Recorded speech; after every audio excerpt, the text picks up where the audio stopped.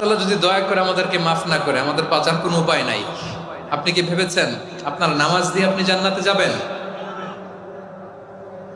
আপনি তাহাজ্জুদ গুজার, সেজদা দিতে দিতে কপালে দাগ ফেলেছেন, এটা আপনারা জান্নাতে নেবে না?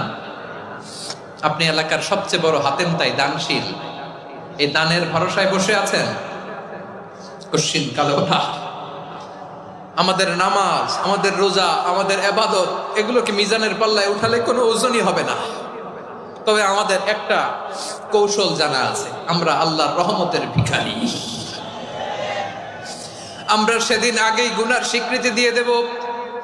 আমরা বলবো, আল্লাহ তুমি প্রশ্ন করার আগে তোমার একটা কথা বলি, আমারে কিছু জিজ্ঞেস করো না, আমি সব করেছি। এমন কোন পাপ নাই যে পাপ আমারে দিয়ে হয় নাই। তোমার রহমত দিয়ে তুমি জান্নাতে পাঠাবা, তোমার দয়ায় জান্নাতে